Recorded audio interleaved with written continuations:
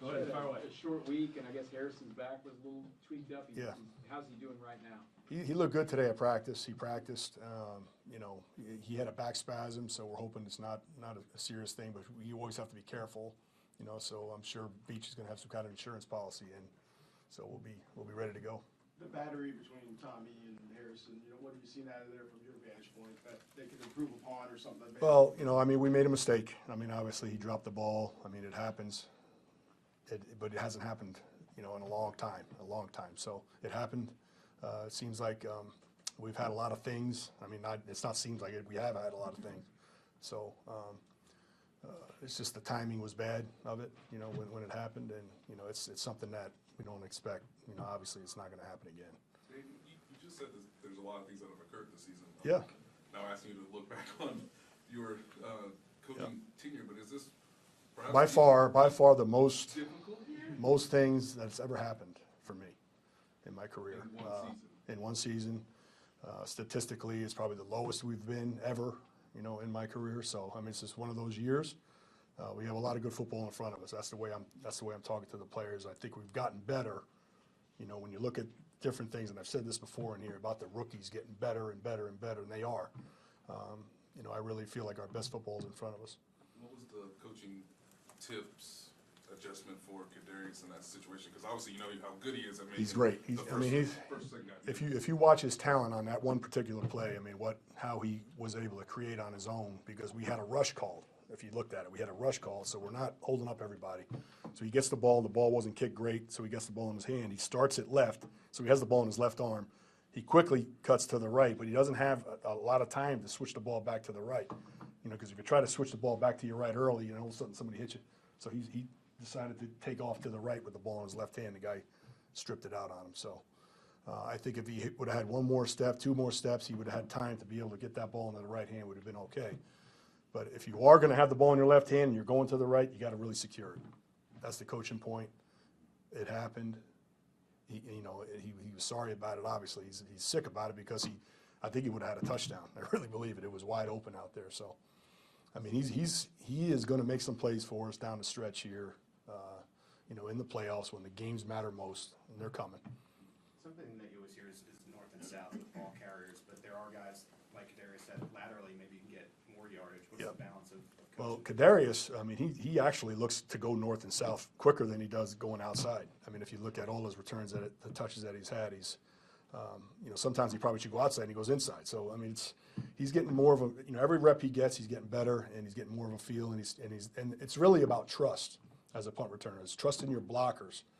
You know, coming out of college, you know, when he did it in college, you have to make everybody miss because everybody's on you right now. And he's still got that mentality in his brain right now. We're trying to get him to trust his blockers, and the NFL is different. The gunners are down there first, but the inside guys aren't. And he trusts his blockers and trust the return and go. And he's got the talent. You know, you can see the talent, and we're going to stick with him. Coach, he had a blocked field goal, was barely blocked. Tip.